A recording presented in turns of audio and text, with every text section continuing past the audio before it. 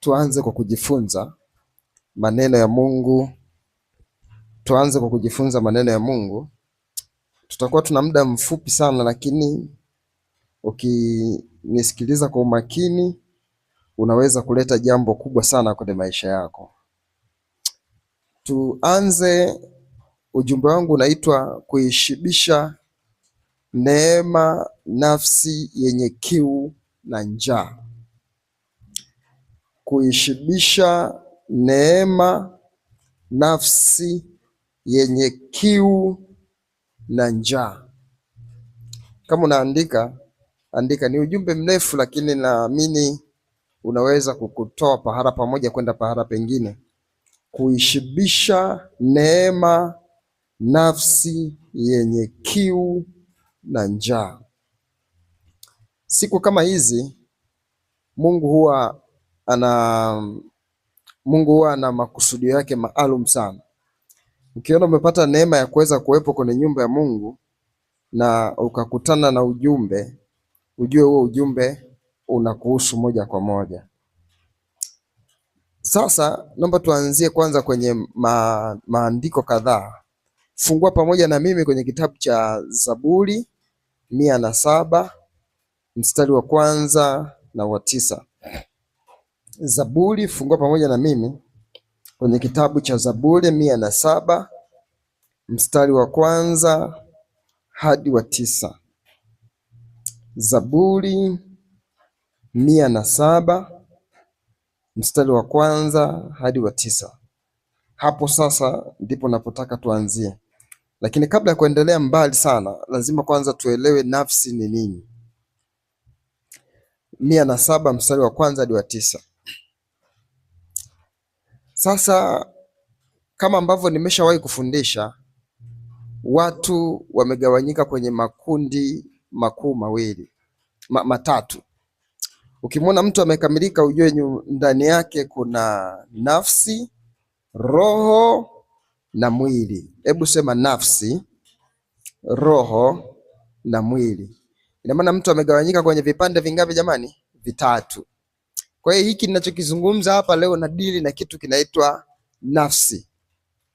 Lakini hii nafsi nataka tuiangalie kiundani sana, ambapo mpaka ilete matunda ndani ya mtu aweze kuelewa. Hata tunapoenda kwenye kuomba, ujue unaomba kwa habari ya kitu gani. Hapa kila mtu ana tumbo na huwa anakula, na nafsi huwa ina kawaida na yenyewe ya kula. Lakini ukimwona mtu ukiona mtu ana mwili na anakula, tumbo huwa linahitaji chakula. Mtu akikaa bila kula, utasikia njaa inaniuma. Kitu gani kinachomwambia njaa inamuuma? Jambo la kwanza, mwili unapokuwa unakula chakula huwa kinakaa kwenye tumbo, yaani kwenye tumbo anaonekana kama amepungukiwa. Na ndio maana utakuta mtu anakwambia nimekula kitu fulani kimeniletea madhara bwana kwenye tumbo langu linaunguruma. Sasa unapokuta mtu anakula chakula, anashibisha mwili wake. Hebu sema anashibisha mwili wake. Na anapokuwa anashibisha mwili wake unakuwa unapata nguvu. Ukisikia neno la Mungu linasemwa mahali au mtumishi wa Mungu anaongea mahali, roho yako wewe huwa ndo sehemu pekee ambapo huwa inashiba neno la Mungu. Na ndio maana utasikia mtumishi wa Mungu akiwa anahubiri, kuna roho yako ambayo sasa achana na mwili. Mwili kama nilivyokuambia, mwili unapenda kula, mwili unapenda kulala, huwa unahitaji hivyo vitu, na ukivipata hivyo vitu kwa wakati, mwili unafurahi kweli. Lakini ukisikia neno la Mungu linasemwa ndani yako, utasikia uvuvio wa Roho Mtakatifu, kwamba hili neno linalosemwa hili la kweli. Ina maana roho inapata kitu kilichochema. Na hata nafsi na yenyewe kuna vitu inavitaka. Ukisikia mtu anasema hivi, mimi nataka kuwa na gari, nafsi yake inataka kuwa na gari. Hebu sema amen. Kuna kitu ndani, yani Mungu amekiweka ndani ya nafsi, ni kama utashi. Huu utashi kazi yake wenyewe ni kutamani kuwa na kila kitu.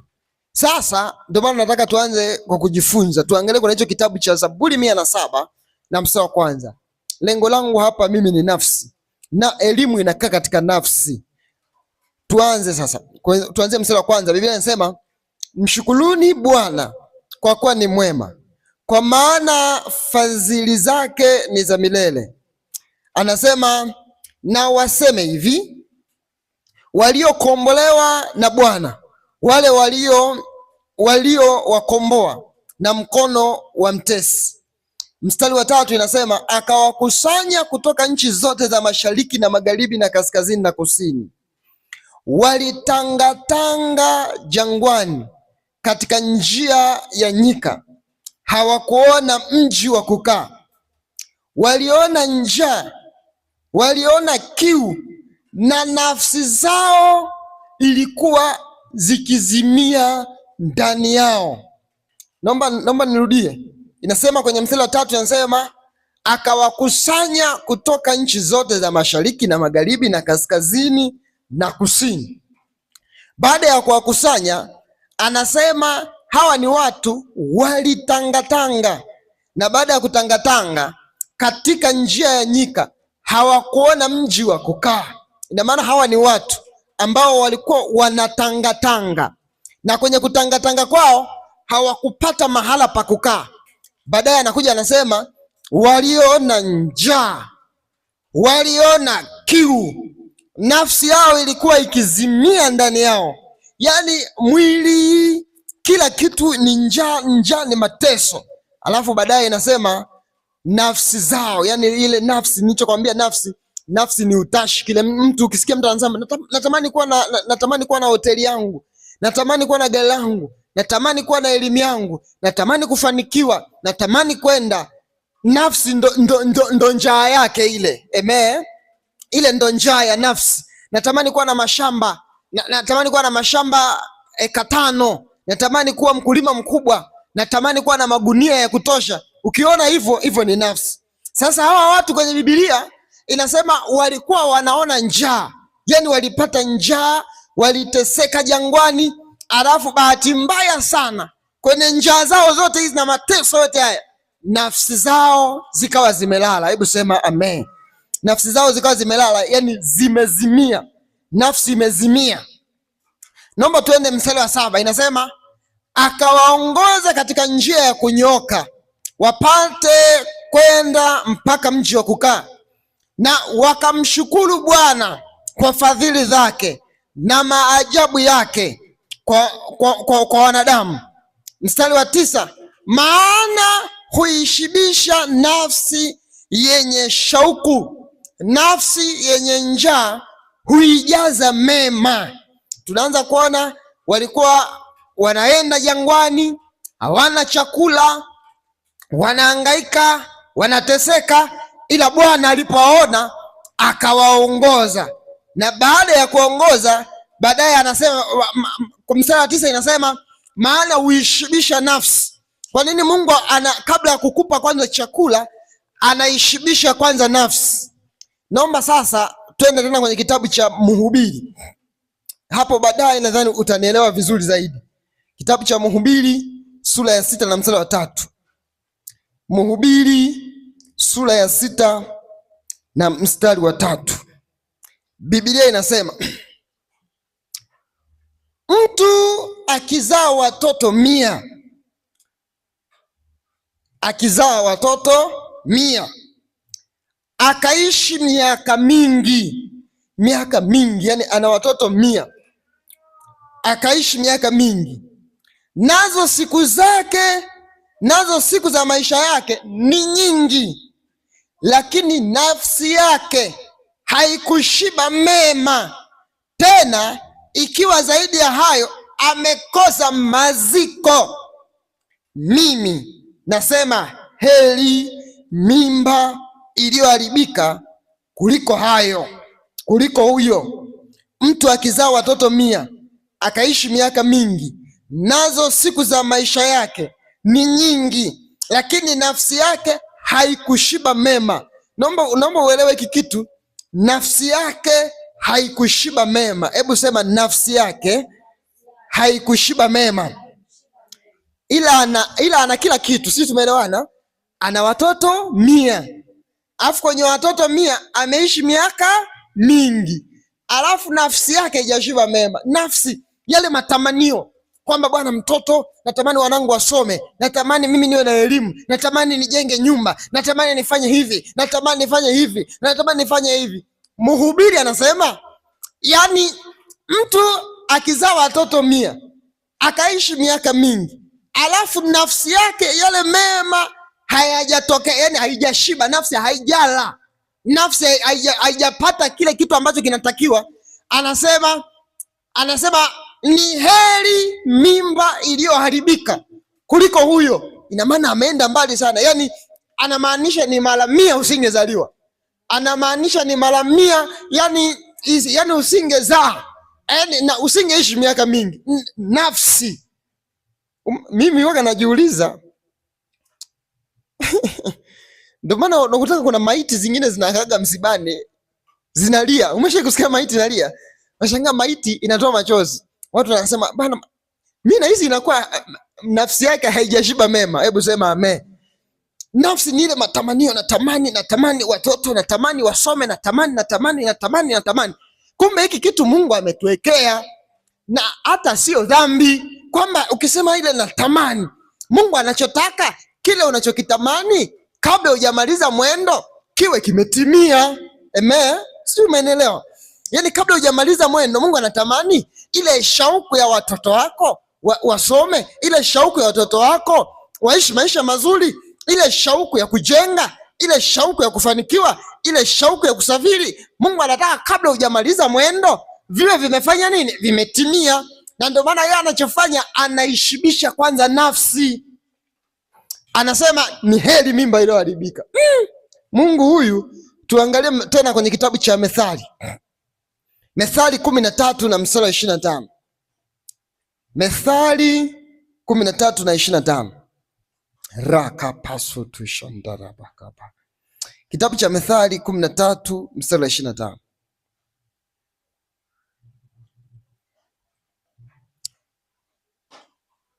Biblia inasema mwenye haki hula hakaishibisha nafsi yake, bali tumbo la mtu mbaya litaona njaa. Mwenye haki hula akaishibisha na nafsi yake, yaani yale mambo Mungu aliyokuandikia. Anasema mwenye haki anakula, yaani na maana anapata kile Mungu alichokikusudia, alafu anaishibisha na nafsi yake. Alafu anasema tumbo la mtu mbaya litaona njaa. Kuona njaa, ukipata njaa ni manunguniko. Sisi tumeelewana. Usikie mtu na njaa bwana, na njaa. Lakini Mungu anasema mwenye haki atakula afu atashiba na nafsi yake. Ina maana Mungu anapotaka kumbariki mtu wa Mungu anahakikisha na nafsi yake imeridhika. Amen. Tuangalie tena kwenye kitabu cha Waebrania mstari wa 10 na mstari wa 37. Fungua pamoja na mimi kwenye kitabu cha Waebrania.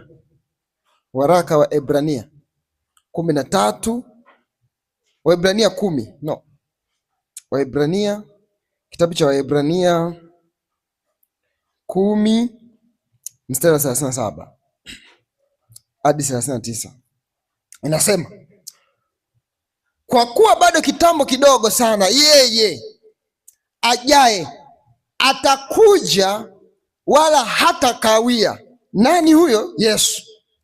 Lakini mwenye haki wangu ataishi kwa imani, naye akisitasita, roho yangu mimi, ni Bwana anasema, haina furaha naye. Lakini anasema, lakini sisi hatumo miongoni mwa wasitao na kupoteza, bali tumo miongoni walio na imani ya kutuokoa roho zetu. Naomba nitarudia.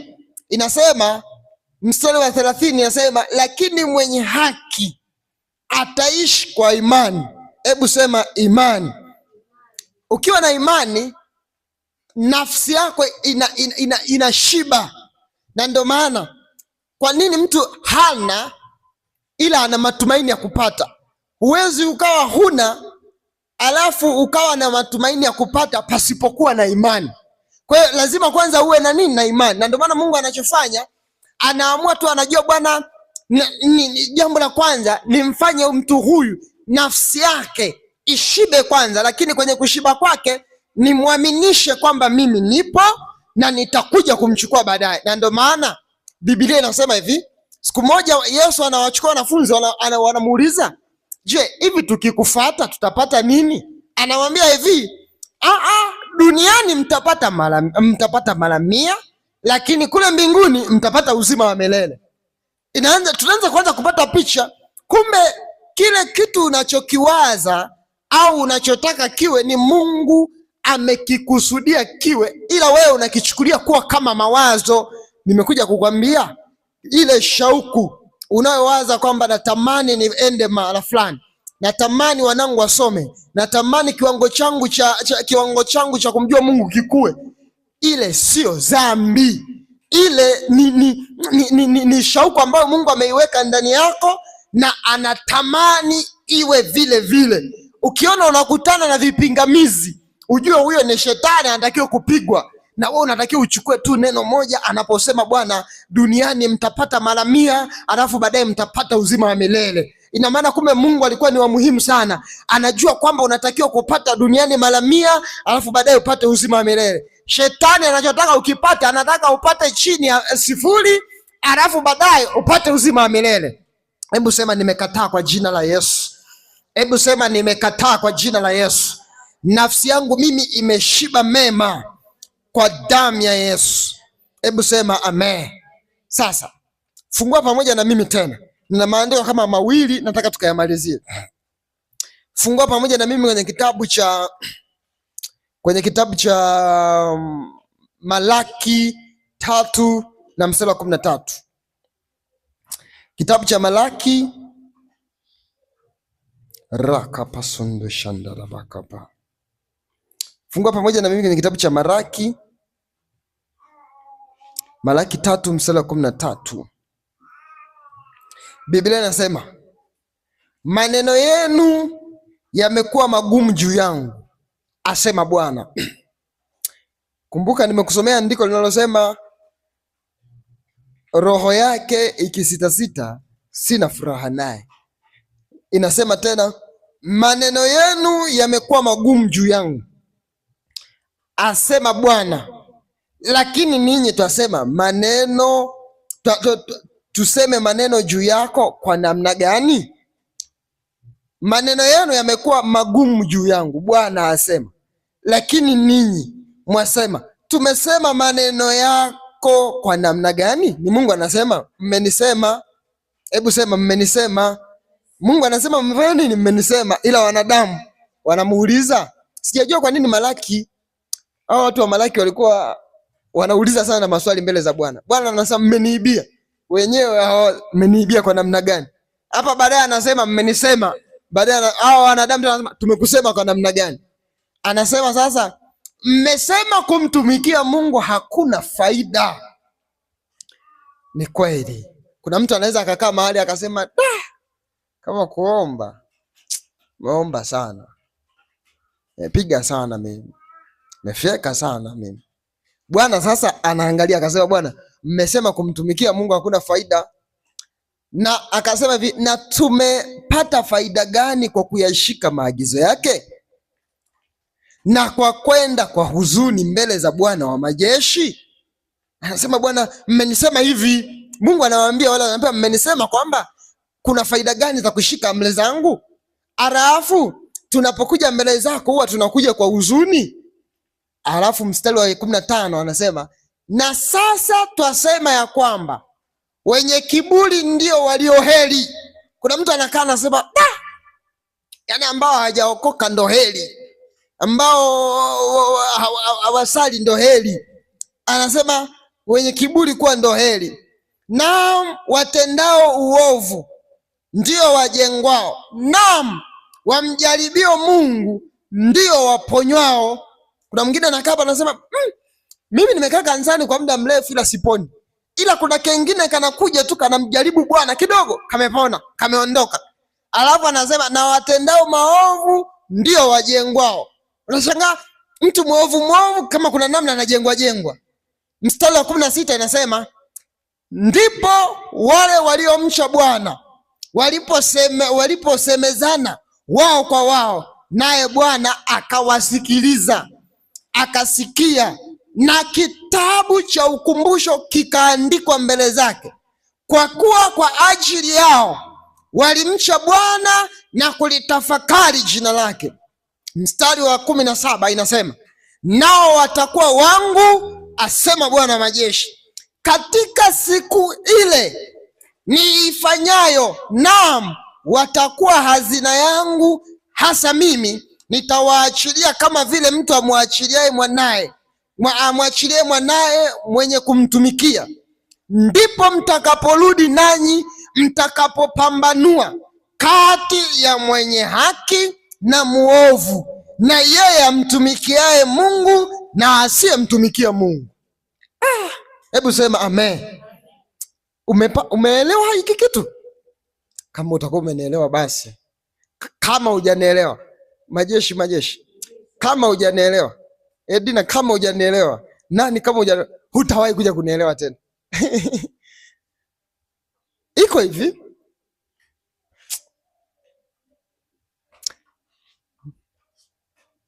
nirudie, ila mimi naamini umeelewa.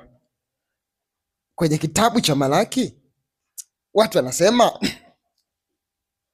sikiliza, mstari wa 13 anasema, maneno yenu yamekuwa magumu juu yangu. Anayesema ni nani jamani? Mungu. Hebu sema Mungu.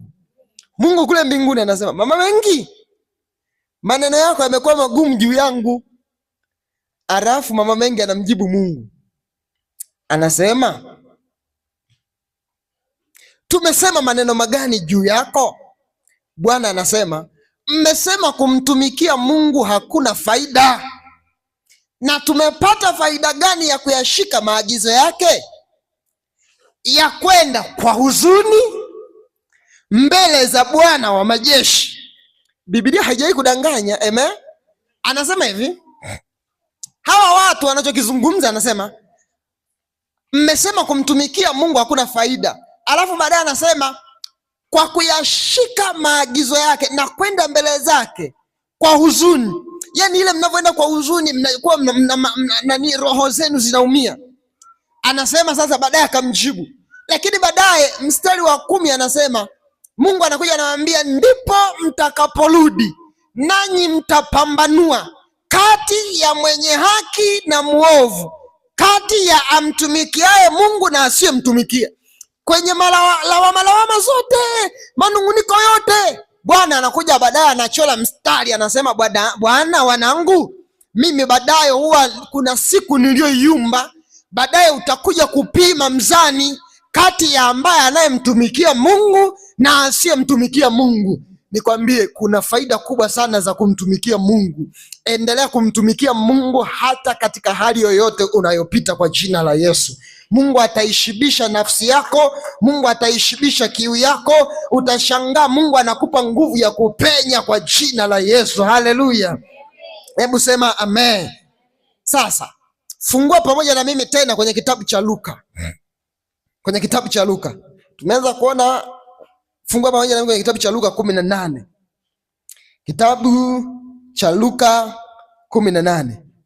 Kitabu cha Luka 18 mstari wa 5 na wa kwanza mpaka wa 8. Ikawa makutano walipomsonga wakisikiliza neno la Mungu, yeye alikuwa amesimama kati ya ziwa la Genesareti.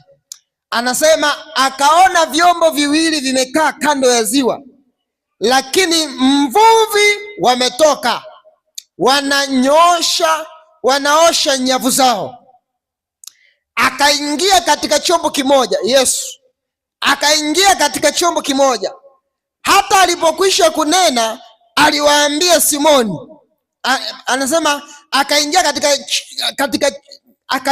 mstari wa 3, akaingia katika chombo kimoja ndicho chake Simioni, akamtaka akipeleke mbali kidogo na pwani, akaketi akawafundishe makutano ali yu chomboni.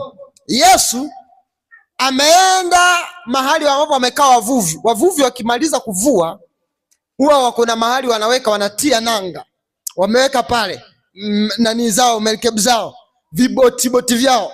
Wale watu mliokaa Geita mtakuwa mnanielewa, kuna viboti vinawekwa vile vya wavuvi vimekaa. Sasa Yesu angalia alipofika, nisikilize kwa makini. Yesu alipofika akaangalia chombo kimoja. Kumbuka hajuani na Simioni, si unaelewa? Ndo anakutana kwanza, mara ya kwanza anakutana nani? Simioni, Petro. Alipofika akamwambia, Simioni, na kiomba hiki chombo chako. Simioni kwanza ilitakiwa akasirike. Ni sawasawa hivi, atokee mtu mmoja aje shambani kwako, umevuna mahindi umeweka pale, afu akakwambia yalete hayo mahindi tuyatoe tuje nayo hapa tupukuchulie nyumbani kwangu, afu umjui, lazima utawaza, si ndio hivyo? Utawaza, kwa nini huyu mtu anataka ni mahindi yangu tukapukuchulie pale? Kwa nini anataka iwe hivi? Lazima utawaza. Petro baada ya kusikia vile, angalia, hata alipokwisha kunena Simioni akawachukua akawafundishie, akamwambia, bwana, nipe hii meli yako nikaifanye kuwa kama madhabahu. Eti akaifanya kuwa kama madhabahu mali yake. Akafika pale akaanza kuhubiri. Kumbuka Simioni ametoka kuvua, hajapata samaki. Alafu baadaye alipomaliza kunena, akasema, alipokwisha kunena akamwambia Simioni, tweka mpaka kilindini mkashushe nyavu zenu. Baada ya kumaliza kutumia chombo chake, yani ametumia mali yake. Baada ya kutumia, baadaye anamwambia sasa, Simioni, peka mpaka kilindini ukashushe nyavu zenu mkavue samaki. Wavuvi, mnaelewa, wavuvi huwa wana kawaida wanavua samaki usiku, kwa sababu samaki wanakuwa wamepanda juu. Mchana kuvua, ukimkuta labda ana njaa sana, hebu sema amen. Ukimkuta anavua samaki mchana ana njaa nyingi sana. Achana hao wavuvi wamekaa wakina Ema wameweka vinyavu kwenye mabwawa. Samaki anatoka mwenyewe, unamtafuna ameisha hapo, yani hata kwenye ugali hakai vizuri. Sasa akamwambia, twende ukavune samaki. Simoni akajibu akamwambia, Bwana mkubwa. Hebu sema Bwana mkubwa. Amempa mali yake. Ni sawa. Hapo ndipo mimi ninapojifunza Mungu anaweza kumtumia yoyote kuja kwako, kumbe ndo Mungu. Si tumeelewana? Unaweza kawa Mama Besa, umekaa mbugani, mna chakula hicho, akaja pale mtu haeleweki, ana yumba, akawaambia, naomba mnisaidie chakula, alafu na pleti ndo ipo ya mama wa moto, na mama wa moto bado hajaja. Ila haeleweki. Unaweza kusema nimpe pleti ya mama wa moto, mama wa moto atasala. Ila kumbe Mungu anaweza akatumia nini, chochote. Angalia, amempa, alafu baadaye anamwambia, baadaye anakuja anamjibu, anamwambia hivi. Simoni akajibu akamwambia, Bwana mkubwa, tumefanya kazi ya kuchosha bwana, usiku kucha na tusipate kitu, lakini kwa neno lako nashusha nyavu. Basi walipofanya hivyo, walipata samaki wengi mno, nyavu zao zikaanza na kukatika. Wakawapungia mikono washirika wao. Hebu sema washirika wao. Wakawaita wakaambia, bwana, njooni jamani, pamewaka hapa, pana samaki. Lakini jambo la kwanza lilianza na utii. Jambo la kwanza, nikwambie, ukitaka kufanikiwa, sikiliza sauti ya Mungu. Mungu anachotaka ni nini? Hata kama kina ugumu, Mungu huwa anatengeneza upenyo kwa jina la Yesu. Hebu sema amen. Hawa wamebarikiwa, afu baadaye Mungu anawaambia, wanawaita wenzao kuwasaidia. Wakaja wakavijaza vyombo vyote viwili, hata vikataka kuzama. Yani Mungu amebariki mpaka kwamba akasema, bwana, vimejaa vyombo, baadaye mpaka meli zao zinataka kuzama. Simioni alipoona hayo, alianguka magotini pa Yesu akisema, ondoka kwangu kwa kuwa mimi ni mtu mwenye dhambi Bwana. Mstari wa 9 inasema, maana alishikwa na mshangao yeye na wote waliokuwa pamoja naye kwa sababu ya wingi wa samaki walioupata. Na kadhalika Yakobo na Yohana na Zebedayo, sio Zebedayo Lutonja, anasema waliokuwa washirika wa Simeoni. Yesu akawaambia Simeoni, usiogope, tangu sasa umekuwa ukivua watu. Hata walipokwisha kuviegesha pwani vyombo vyao, wakaacha vyote, wakaamua kumfuata. Sijui tumeelewana? Kama umenielewa, kuna kitu umekipata, kwamba kumbe Mungu kabla ya kukubariki anakutumia kwanza. Yakobo Simeoni kabla ya kubarikiwa alitumiwa. Umetumiwa kufanya nini? Nimetumiwa mimi. Angalia mtu huyu, chombo chake kimetumiwa. Mungu anasema, Bwana, kabla mimi sijakubariki, kabla sijakupa, sijaishibisha nafsi yako, kabla sijafanya utajirike, kabla sijafanya uinuliwe, kabla sijafanya uinuke, kabla sijafanya upande juu, kabla sijafanya usafiri, kabla sijafanya uende Marekani, kabla sijafanya uende Dar es Salaam, tumika kwanza. Mungu anasema nataka nikutumie. Kutumiwa ni nini? Unatumiwa mwili wako mbele za Bwana, unafagia nyumba ya Bwana, unajenga nyumba ya Bwana, unatia moyo watu wa Bwana, unawafanya watu waliochoka wasimame tena. Ina maana pale ndipo ambapo unapotumika, na baraka ya Mungu inapoamua kuja inakuvaa wewe, na wewe unabeba na wanao kwa jina la Yesu. Haleluya! Hiyo ndo baraka. Hebu sema amen. Ndo kanuni ya Mungu. Mungu akitaka kukutumia anakutumia kwanza wewe. Hakuna ile baraka ya pa. Mungu anakutumia wewe, anakubakiza mahali peke yako, anakubakiza mwenyewe. Unakuta kuna mahali unapata napo mzigo sana, unasikia mzigo wa kuomba, unasikia mzigo wa kuimba, unasikia mzigo wa kusaidia watu wa Mungu, unasikia mzigo wa kutengeneza viti kanisani, unasikia mzigo wa kuongeza kitu fulani kanisani. Ile Mungu anakutumia kwanza wewe. Kwa macho ya kawaida utaonekana kama umechakaa. Ndipo ambapo mhubiri anasema, Bwana, nyie mmenisema vibaya. Mmenisemaje? Mmesema kumtumikia Mungu hakuna faida. Baadaye Mungu anasema ipo siku mimi ambayo niliyoiamuru, ambayo baadaye utakuja upime kati ya mtu aliyekuwa anamtumikia Mungu na mtu asiyemtumikia Mungu. Nikwambie, unayemtumikia Mungu una heri sana kwa jina la Yesu. Hebu sema amen. Nakwambia tena, una heri sana sana sana, na nafsi yako itashiba kwa jina la Yesu. Haleluya! Hebu sema amen. Hebu sema amen. Sasa naomba tuangalie tena kwenye kitabu cha Luka 18 na mstari wa 29 hadi 30. Luka 18 rakapasundusha takapa. Luka 18 mstari wa 29. Mstari wa 18 mstari wa 29 anasema,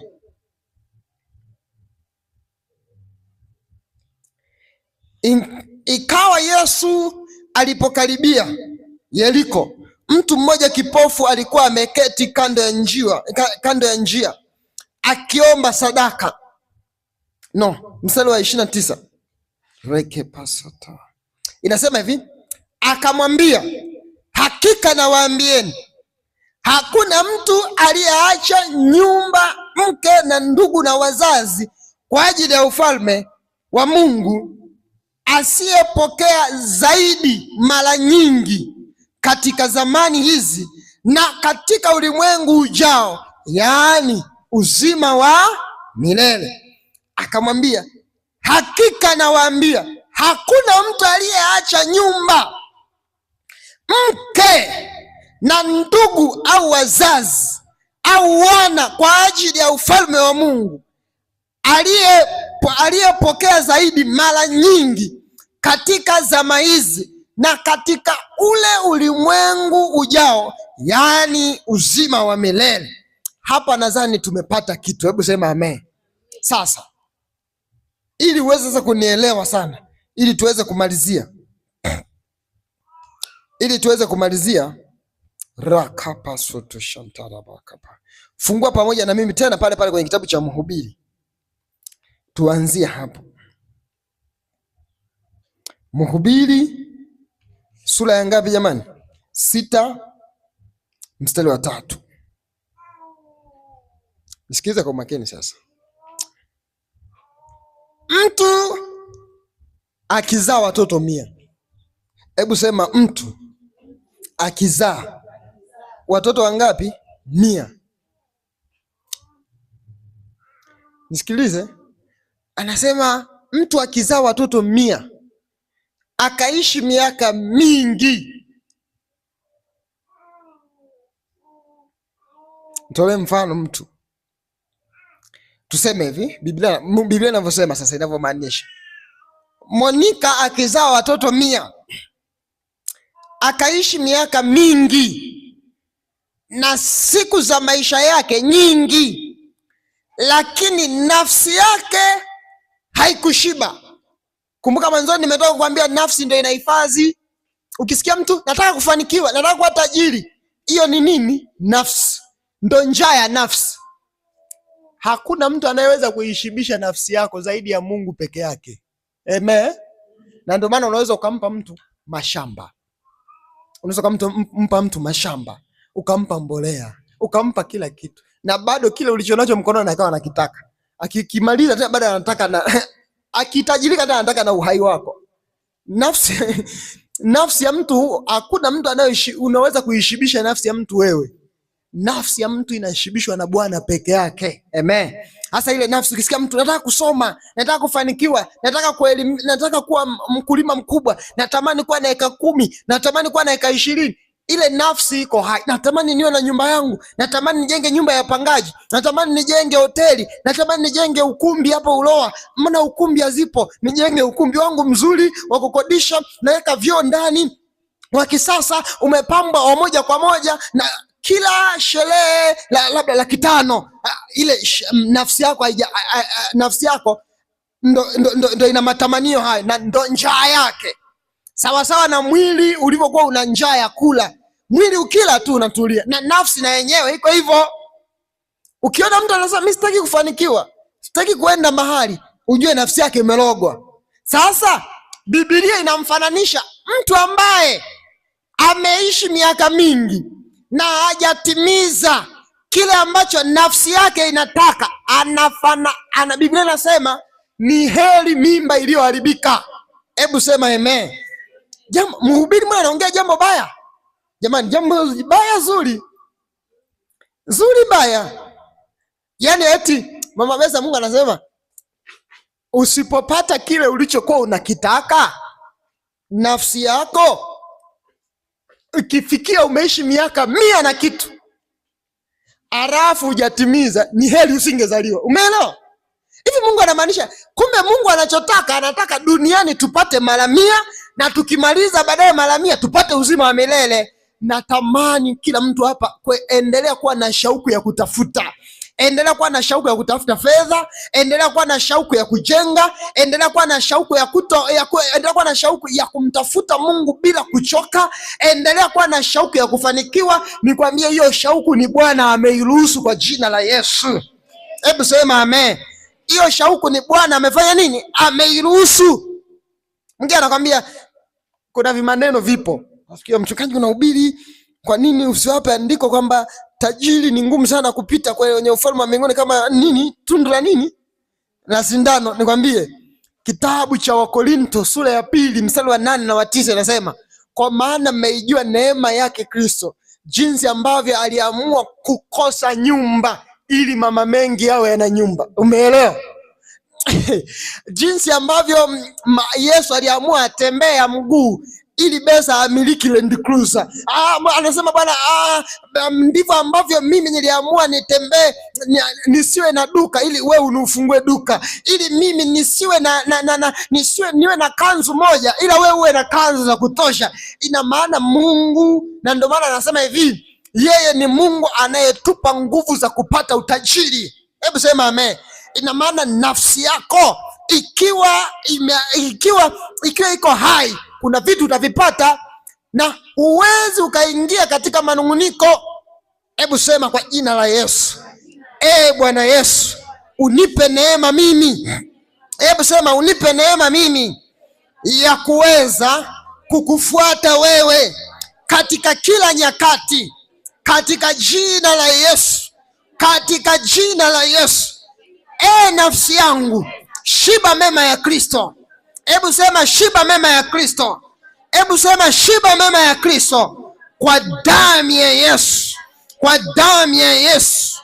Kuanzia leo hii ninaachilia mwali wa moto, ninaachilia mwali wa moto. Kila anayejaribu kunizuia apigwe kwa damu ya Yesu. Hebu sema apigwe kwa damu ya Yesu. Hebu sema apigwe kwa damu ya Yesu. Na kuanzia leo hii, na kuanzia leo hii, akili yangu, ufahamu wangu, mawazo yangu yaongozwe naye Bwana. Hebu sema yaongozwe na Bwana. Na kuanzia leo hii mimi ninamtumikia Bwana na niko tayari kujitoa ili yeye anitumie baadaye. Roho Mtakatifu, akili yangu, ufahamu wangu, vyote ninaomba viongozwe na wewe kwa jina la Yesu, kwa damu ya Yesu. Hebu sema amen. Piga Yesu makofi makubwa. Rakapasutushatakapa. Sasa nataka tu tusome andiko moja la mwisho.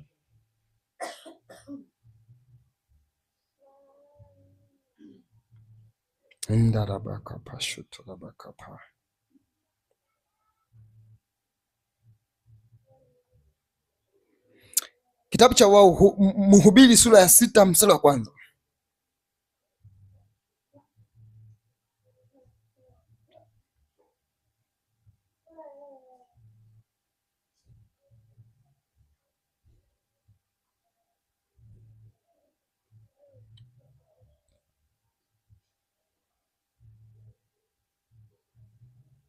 Nimekwambia mstari wa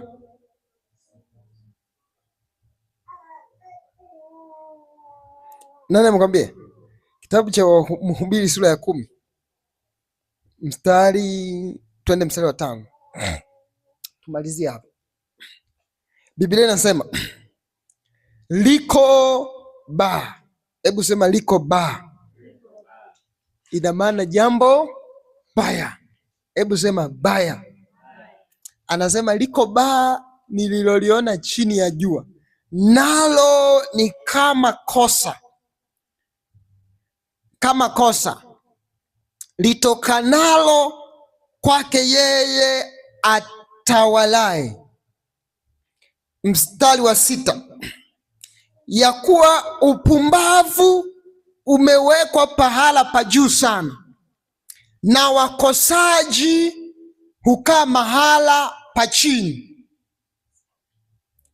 Inasema Suleimani, unajua Suleimani ni mtu mwenye hekima, anasema liko balaa moja nililoliona chini ya jua, yani hapa chini ya jua.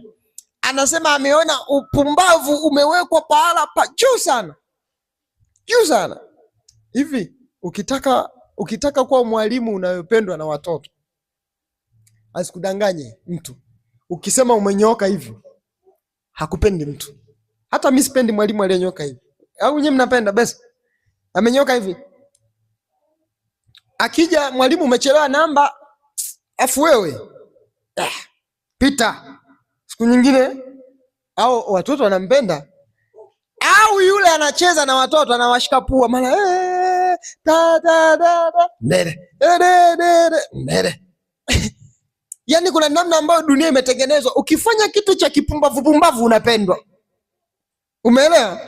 Anasema liko balaa nililoliona chini ya jua. Mchungaji ukinyoka hivi huna kanisa. Hebu sema amen. Nakwambia huna, unyoke hivi.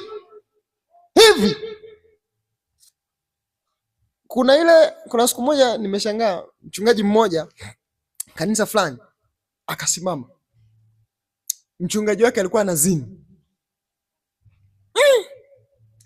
Akasema hivi, akawa ameita wale wachungaji wake, wako wengi, akawasimamisha.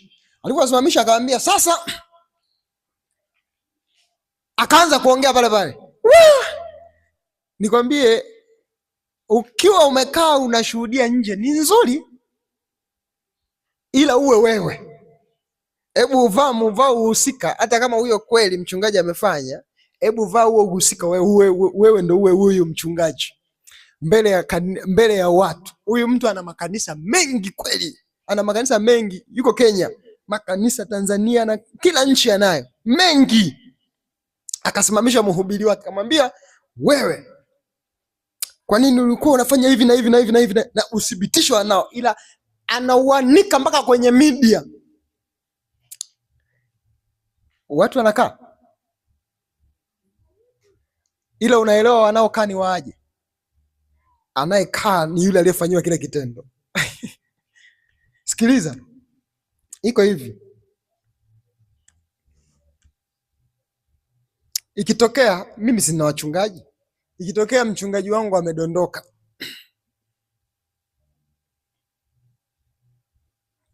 na dunia imetengenezwa hivyo, ukashangaa inabidi nimchukue mchungaji yule, sijui tumeelewana, nikutane naye nifanye nini, nimwambie umefanya nini. Ila watu wengi huwa tunafanya hivi, tunaweza kumwambia huyo, ila na yule mwingine huwa tuna kawaida tuko tayari kumpoteza. Mwisho ikuwaza asikudanganya mtu, sikile hekima nimewaita nimefanya nini, tumemalizana na mchungaji. Ukiona mahusiano hayo yamemalizwa na mchungaji, ujue huyo mwingine anapaswa kufanya nini, kupotea. Umeelewa? Sasa huyo akisimama akisema, yule mwingine naye analindwa na wote wanapata hukumu iliyo sawa. Huo ndio ukweli, wanapata hukumu iliyo sawa. Sasa mmoja asimame, mwingine asisimame. Ina maana ukimsamehe mmoja, mwingine anakufa kiroho. Umeelewa? Ukimpa mwingine msamaha, mwingine, yani ina maana ukikana mmoja ukiwaficha hawaponi wote, anapona mmoja, mwingine lazima apotee. Ila ukiwaweka wote sawa, ukawaita kwenye baraza, na baraza lina watu, ni ngumu, anaweza kalalamika, mnaniumiza, ni uzalishaji, ni mchungaji amenyoka. Na ndivyo ilivyokuwa inatakiwa, si unaelewa? Kwenye Biblia hayo ndio maelekezo, kwamba bwana yule, wenzetu kuna makanisa mpaka leo akitenda dhambi unakaa kiti cha mwisho. Sisi huku watu wanapenda kukaa viti vya mwisho, kwani ndio watenda dhambi?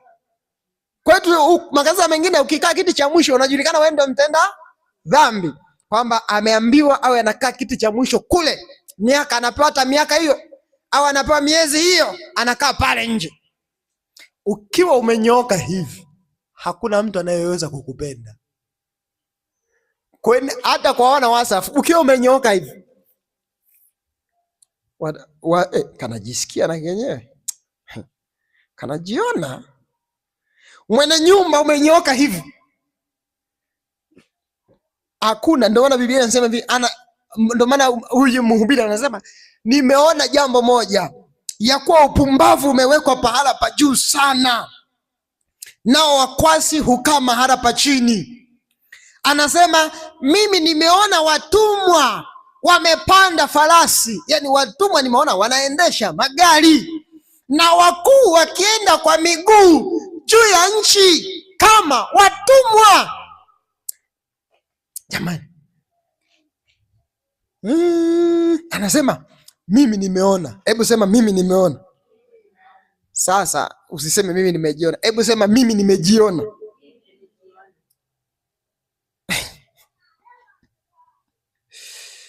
Umejiona mkuu akienda kwa miguu na watumwa wakipanda?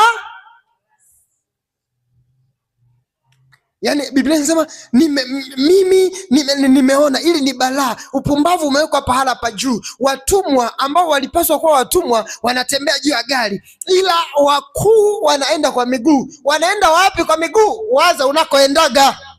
Hebu sema amen. Kwamba mkuu ambeba jembe anaenda Mkondogwa.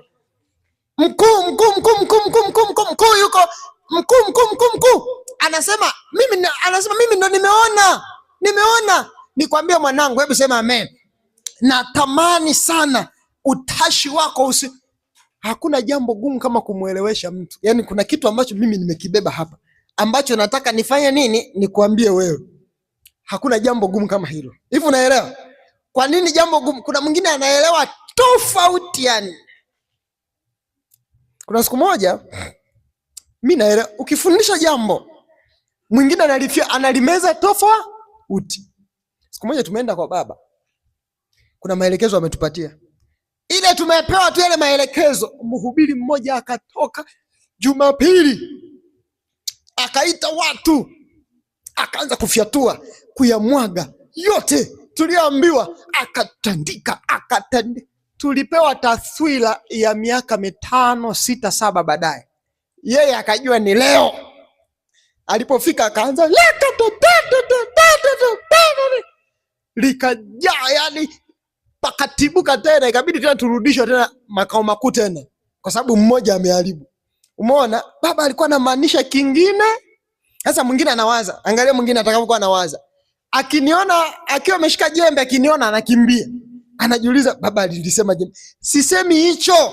Ninachomaanisha ni kwamba lazima tuwe tunawaza kwamba nafsi zetu sisi, Mungu kumbe kuna vitu ametuandikia, na liko balaa lililofanyika kwamba bwana yule mkuu sasa hivi kuna mambo anayapitia, hapati hatua.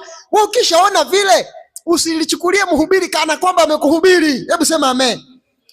Mimi nimefundishwa na nikafundishika na Roho Mtakatifu. Hebu sema amen. Na Roho Mtakatifu, nikiwa nasema jambo Mungu amelikusudia. Ilikuwa lini nifundisha mizimu? Jumatano. Ilikuwa Jumatano. Ilikuwa ibada ndogo tu, nimefundisha kwa habari ya mizimu.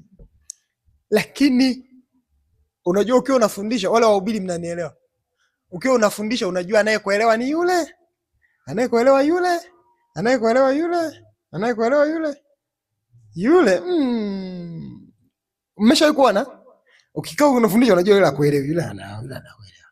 Nimemaliza, kakanifuata kadada kamoja, kanalia machozi, kanaambia baba, machozi hapa. Baba, wamama walikuwa wamekaa hapa, baba umezungumza habari ya mizimu, mzimu wa mama leo baba umenifuata na ukaniambia hivi na hivi na hivi na hivi na hivi, na unataka kuniandaa, yani baba ulichokisema cha kweli, yani akaja ile. Umeona alivyokuwa amekusudiwa, alikuwa amekusudiwa mtu huyo mmoja. Ila kwenye somo la mizimu mwingine anakuwa anawaza hivi, baba ameona mizimu, sisi ndo tuna mizimu. Ila kumbe Mungu anakuwa amekusudia mtu fulani. Neno la Mungu linapokuwa linatoka usilibadilishe. Limepangwa limpate mtu mmoja, naye kama unaona sio wewe unalihamisha. Unawaza, unasema bwana hili sio la kwangu, utaangalia wewe namna ambayo unaweza kulichukua. Ila kila neno linalotoka kwa madhabahuni Mungu anakuwa amemkusudia mtu mmoja. Sasa huyu anasema liko balaa, liko balaa. Yani liko balaa. Ninaposema liko balaa namaanisha liko balaa kwetu sote. Liko balaa ambalo na lenyewe ni kwa sababu la kosa mtu atawalae, ambaye upumbavu umewekwa pahala pa juu.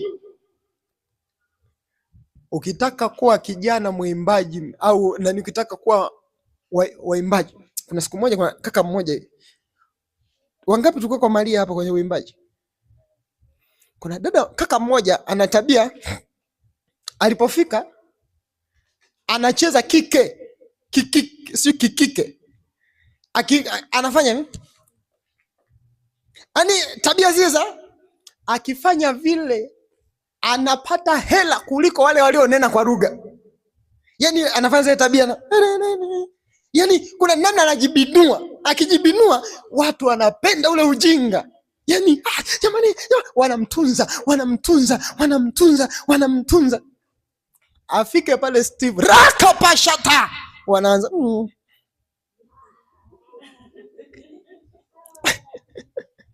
yani dunia imetengenezwa kwa umeelewa? Na ndio maana mtu anaweza, mimi niko serious.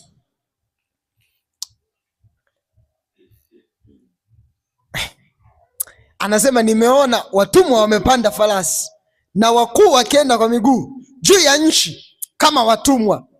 Anasema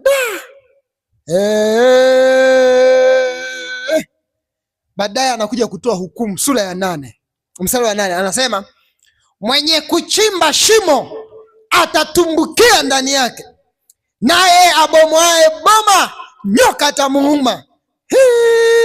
Mwenye kuchonga mawe ataumizwa kwayo, naye apasuaye miti huona hatari katikati hiyo. Iwapo chuma akipati wala mtu akooi wala mtu akinoi, ndipo hana budi kutumia nguvu zaidi, walakini yafaa kutumia hekima na kufanikiwa. Baadaye anasema liko balaa nimeliona chini ya jua, na baada ya balaa hilo anasema, anageuza maneno, anasema Bwana, mimi ni mwana wa Mungu, nimeyaona haya maneno. Na kitu kimoja ambacho ninachotaka kusema ni kwamba anayechimba shimo atatumbukia mwenyewe. Ina maana aliyekusudia umaskini ule inabidi umkusudie yeye mwenyewe. Anayekuazia mauti inabidi atumbukie yeye mwenyewe. Anayekuandalia aibu inatakiwa impate yeye mwenyewe. Ina maana chochote unachokipanda ndicho utakachokivuna. Watavuna kwa jina la Yesu. Bwana atawavunisha kwa wakati wake. Bwana atawavunisha kwa wakati wake kwa jina la Yesu. Hebu sema amen. Hebu sema amen. Nampenda mhubiri anasema liko balaa nimeliona. Lakini licha ya kuwa hili balaa, anasema angalia hii balaa sasa unaweza kuigeuza popote. Anasema liko balaa niloliona chini ya jua. Watoto wa maskini ndo wanaumwa, ila watoto wa tajiri hawaumwi. Ina maana anajua Bwana kuna watu wanahamisha afya, ndio maana baadaye anakuja kutoa hukumu, anasema achimbaye shimo. Hebu sema achimbaye shimo. Akichimba shimo unatakiwa ufanye nini? Utumbukie. Unatakiwa utumbukie mwenyewe. Sasa kuna kitabu ambacho tumekisoma hapo nyuma, kitabu cha Zaburi 107. Tutaenda kumwomba Mungu. Rikapasata 107 mstari wa kwanza hadi wa 9 inasema, mshukuruni Bwana kwa kuwa ni mwema, fadhili zake ni za milele. Inasema akawakusanya kutoka nchi zote za mashariki na magharibi na kaskazini na kusini. Walitangatanga. Hebu sema walitangatanga. Hawa ni wana wa Mungu, wanatangatanga. Baada ya kutangatanga katika njia ya nyika, hawakuona mji wa kukaa, ndo liko balaa. Kumbe kutangatanga na kwenyewe liko balaa. Hata kutangatanga makanisa liko balaa. Nikwambie mwanangu, utakachokihama kwa sababu ya kanisa, hata kule utakikuta, ila utakikuta kwa sura nyingine, ila kiko vile vile. Mimi naamua naacha, mimi sitaki wasengenyaji. Kule utawakuta wasengenyaji waliovaa suti. Hebu sema amen. Anasema hivi, waliotangatanga jangwani, anasema waliona njaa kwa sababu ya lile balaa, waliona kiu na nafsi yao ilikuwa ikizimia. Nafsi, yani baada ya kuona njaa, ile nafsi ya kwamba nataka kufanikiwa, baada ya kuona njaa na hakuna mafanikio, nafsi zikazimia. Muulize mwenzio, nafsi yako imezimia? Na mwingine nafsi yake imezimia, anajiuliza, haya mabaya yanayonipata tu yananipata mimi. Hebu sema mimi. Hivi mimi kwa Kisukuma ni nini? Nene. Ni nene. Unene.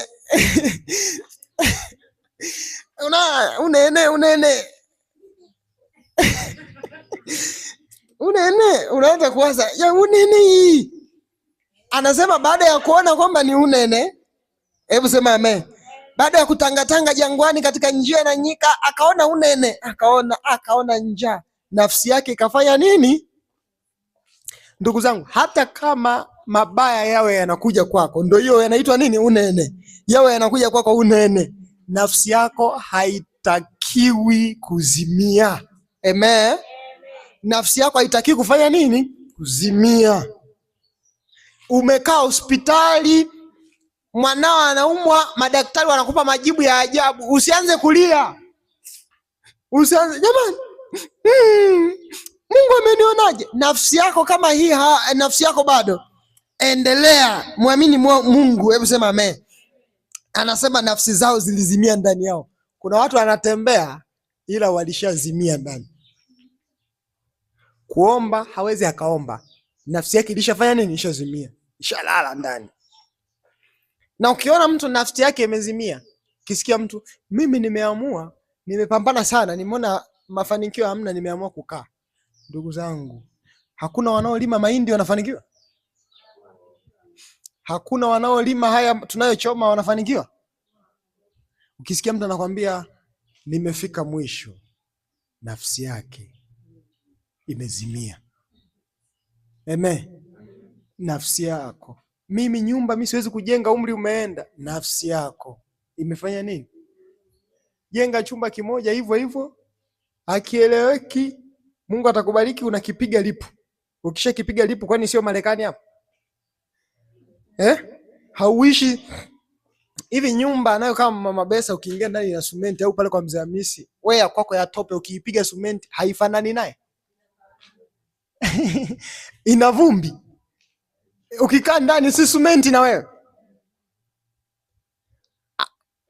Tuseme labda Mzee Hamisi ana nchi 18 ya TV. Ana nchi 32 hapa mpaka hapa. Wewe huna uwezo. Nchi ngapi unaweka? Vile vya Sunda ukikaweka, anachokiangalia Mzee Hamisi na wewe ukiangalia.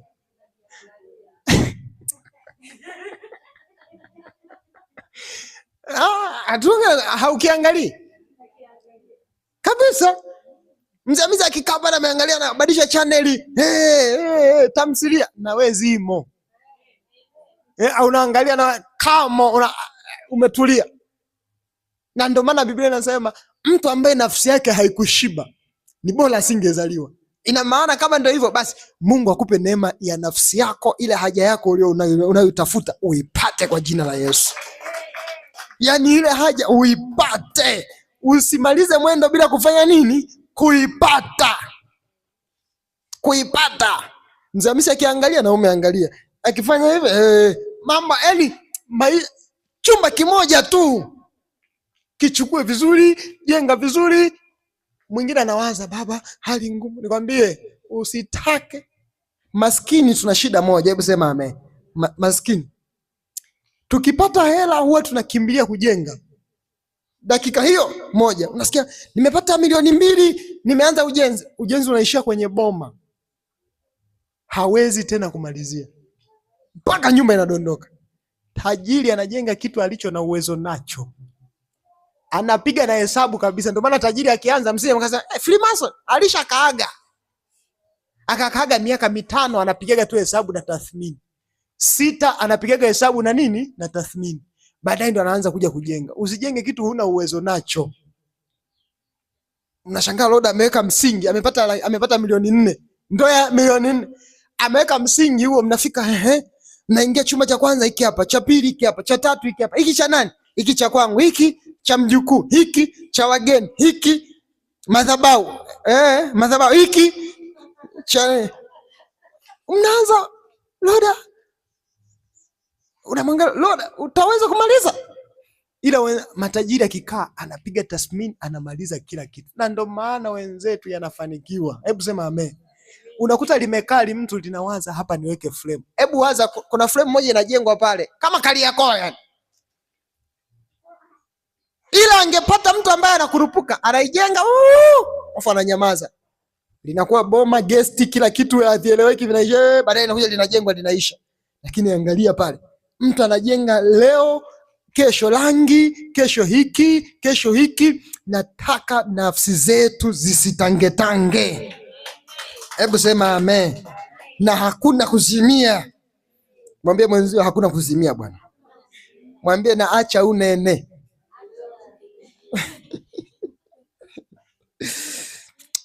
Alafu Biblia inasema waliona njaa, wakamlilia Bwana katika dhiki zao. Ina maana ukiwa na dhiki mlilie nani? Bwana. Alafu walipokuwa na dhiki, Bwana akawaponya na shida zao, akawaongoza katika njia ya kunyooka wapate kwenda mpaka mji wa kukaa, na wakamshukuru Bwana kwa fadhili zake na maajabu yake kwa wanadamu. Tumpigie Yesu makofi makubwa. Huu ni ujumbe ambao kama Mungu ameukusudia kwako, nimeufikisha vile vile Mungu anavyotaka. Hebu sema amen. Nimeufikisha vile vile Roho Mtakatifu anavyotaka. Naomba tusimame juu. Vile vile Roho Mtakatifu anavyotaka. Reke pasata ramando shatara babando kapara babando. Naomba tuseme haya maneno. Hebu sema, Bwana Yesu, ninakuja mbele zako. Mimi ni mwenye dhambi. Yawezekana kuna mahali ambapo nimekutenda dhambi kwa kutokujua au kwa kujua. Naomba unisamehe, naomba unirehemu. Roho Mtakatifu, Roho Mtakatifu, naomba unisamehe, naomba unirehemu. Yawezekana kuna mahali popote ambapo Bwana, katika dhiki yangu nilikukufuru wewe, nami nikasema, kwani kumtumikia Mungu kuna faida? Roho Mtakatifu, nipe neema ya kuishibisha nafsi yangu, ili Bwana nikujue wewe, katika jina la Yesu. Ninaomba neema, Roho Mtakatifu, nafsi yangu mimi ishibe mema yako, ishibe imani, ijae imani kwa namna ya ajabu, na nafsi yangu ishibe mema ambayo Bwana umeyakusudia juu yangu, kwa mamlaka ya damu ya Yesu, kwa mamlaka ya damu ya Yesu, kwa mamlaka ya damu ya Yesu. Hebu kila mtu paza sauti yako mbele za Bwana. Rakapasondo kapa indaraba kaparabando indashetekepa. Omba, mwambie Mungu, ijaze nafsi yangu neema katika jina la Yesu Kristo. Rekepasondo shedede indarama kaparabando soto shedede indaraba kaparabando kaparaba ikapashedede iyama kaparabando kaparabando iyando kapashendede babando. Nafsi yangu ijaze neema, nafsi yangu ijaze mema, nafsi yangu ijaze mema, nafsi yangu ikuze kwa jina la Yesu. Nafsi yangu Bwana rama kaparabando, nafsi yangu ikujue wewe, nafsi yangu ikutumaini wewe, sawa sawa na Petro rakapa Simioni imando shendere babando kaparabando, sawa sawa na Simioni ambapo Roho Mtakatifu reke pasondo shandaraba kapa yando kaprato kapashete ya makaprando kapashete keba, sawa sawa na Simioni alipoamua imando shende yandarama kaparabando, akatoa chombo chake ili wewe ukitumie, ukihubirie, na baada ya kuhubiri akamaliza, na baada ya kumaliza baadaye Bwana ukamwambia sasa reba kapa, ukaishibisha nafsi ya Simioni, ukamwambia wewe Simioni, jana ulivua imando shendere makaparabando, ila majira haya kashushe nyavu, ila baada ya kushibishwa nafsi yake Nikaparabando. Ni kweli Bwana umenitumia, ni kweli Bwana umenipa hatua, ni kweli Bwana umenisaidia, ni kweli Bwana umeniongea nami, ni kweli Bwana umenisaidia. Reke pasoto kapasheteke parabando. Kila mtu muombe Bwana, mwambie Bwana, yando kapashendeke parabando, nimekutumikia, ni ishibisha nafsi yangu, shibisha nafsi yangu kwa mema, shibisha nafsi yangu kwa mema, shibisha nafsi yangu kwa mema. Indakapashanda kapa indarama kaparabando indakaparabando kaparabando indarama kapashando kaparabando. Shibisha nafsi yangu kwa mema, shibisha nafsi yangu kwa mema, shibisha nafsi yangu kwa mema, ishibishe kwa mema, ishibishe kwa mema, ishibishe kwa mema, ishibishe kwa mema, ishibishe kwa mema. Shibisha nafsi yangu, shibisha nafsi ya huyu mama, shibisha nafsi ya huyu dada, shibisha nafsi ya huyu kaka, shibisha nafsi yake. Imando kaparabando yanda kaparabando. Na Biblia inasema wamtumainie Bwana ni kama mlima Sayuni, hii ya hawatatikisika, hii ya shende. Mimi nimemngoja Bwana, mimi nimemngoja Bwana.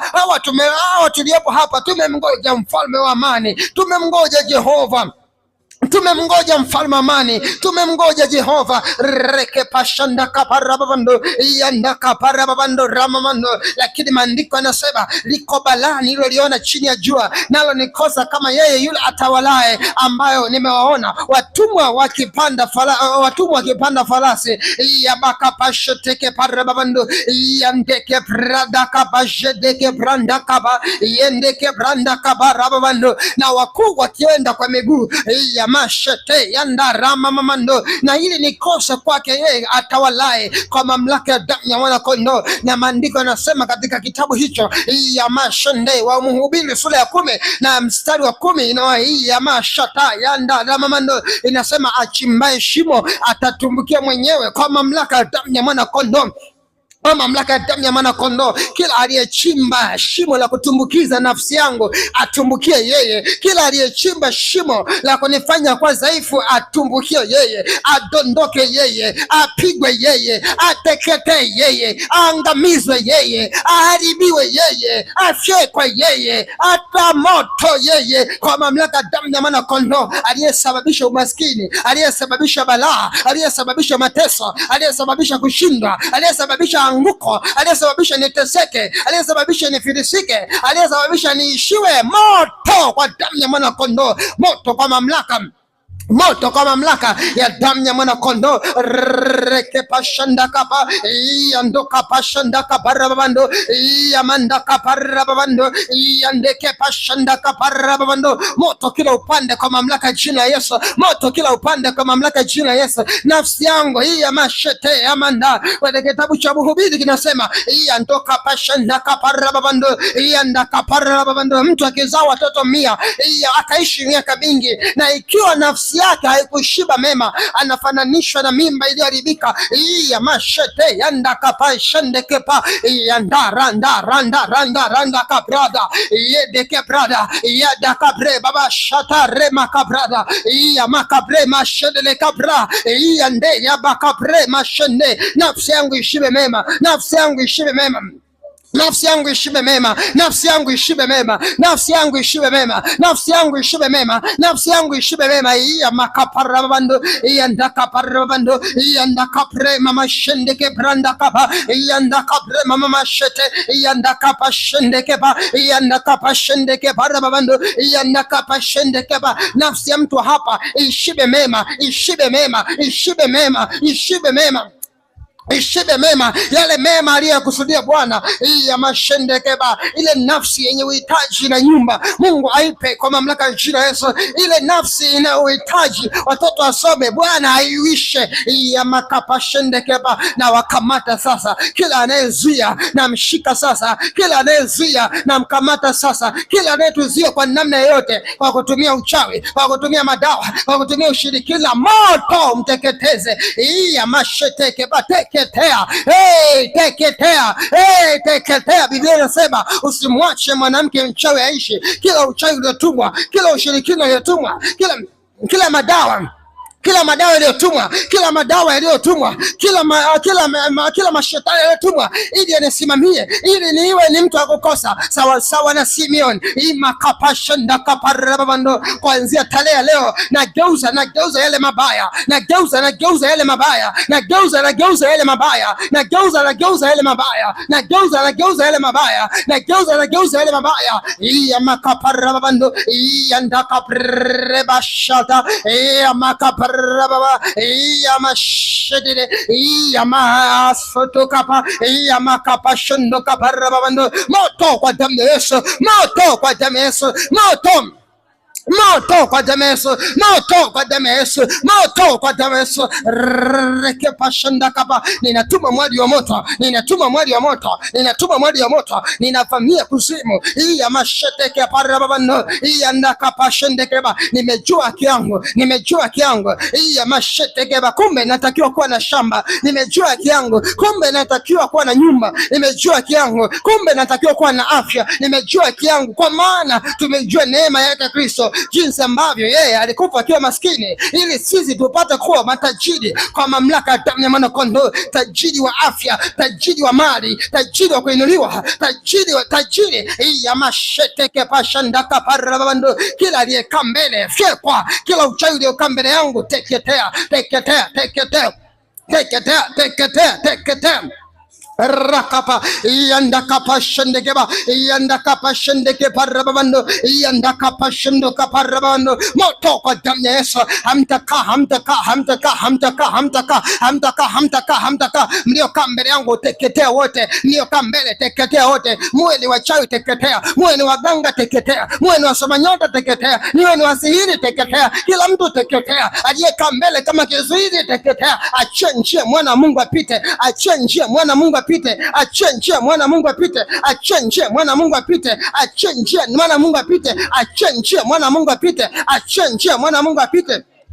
Rekepa yandakapa shendekepa yandakapranda kapa shodo yandakapranda kapa yandakapreba bashata yandakapreba bashata yandekepranda babando. Na yalazimisha yale mambo yasiyowezekana yawezekane, na yalazimisha yale mambo yasiyowezekana yawezekane, na yalazimisha yale mambo yasiyowezekana yakapata kuwezekana kwa mamlaka ya jina la Yesu. Natamka mema yatujie kwa mamlaka ya jina la Yesu. Nafunga kila roho, nafunga kila uchawi, nafunga kila majini, nafunga kila mapepo, hayatafanya kazi juu yetu katika jina la Yesu Kristo. Inua mikono yako juu. Baba, katika jina la Yesu, huyu ni mwanao, nafsi yake yawezekana mwingine imezimia, anaonekana anatembea, ila nafsi yake ishazimia muda mrefu, nafsi yake ishazimia. Roho Mtakatifu, kama ambavyo leo tumejifunza kuishibisha neema nafsi yenye kiu na njaa, Baba, ninaomba neema yako, imani yako iliyokuwa imepungua ndani ya mwanao, imani yako iliyokuwa imeweweseka ndani ya mwanao, imani yake, Roho Mtakatifu, inua tena, inua tena, inua tena, inua tena, kwa mamlaka ya jina la Yesu, kwa mamlaka ya damu ya Yesu, kwa mamlaka ya damu ya Yesu, kwa mamlaka ya damu ya Yesu, kwa mamlaka ya damu ya Yesu, kwa mamlaka ya damu ya Yesu, kwa mamlaka ya damu ya Yesu, kwa mamlaka ya damu ya Yesu. Kila aina ya uchawi uliotumwa ili kukufanya kwa dhaifu, ninaachilia mwali wa moto, ninaachilia mwali wa moto. Nafsi yako iuishwe, nafsi yako iuishwe, nafsi yako iuishwe, nafsi yako iuishwe, nafsi yako iuishwe, nafsi yako iuishwe, nafsi yako iuishwe, nafsi yako iuishwe, nafsi yako uishwe kwa damu ya Yesu. Ishibe mema, ishibe mema, ishibe mema, ishibe mema, ishibe mema kwa mamlaka ya damu ya Yesu. Mungu aifanye imani yako kukua, Mungu aifanye neema ya imani yako kukua, Mungu aifanye neema ya imani yako kukua, kupanda juu viwango na viwango, kupanda juu viwango na viwango, kupanda juu viwango na viwango, kupanda juu viwango na viwango, kupanda juu kwa mamlaka ya jina la Yesu, kwa mamlaka ya damu ya Yesu. Neema ya Kristo mwanangu ikupate kuanzia sasa, na Mungu akufanye kuwa kichwa katika familia yako. Asipatikane atakaye ombaomba, asipatikane atakaye hangaika, asipatikane atakaye teseka, asipatikane atakaye haribikiwa, asipatikane atakaye hangaika, asipatikane atakaye ishiwa, asipatikane atakaye teseka katika jina la Yesu. Na maneno haya mwanangu yamekupata kwa jina la Yesu, na kila mwenye pumzi aseme amen. Pigie Yesu makofi makubwa sana. Naomba ukae kwa dakika chache. Asante Roho Mtakatifu.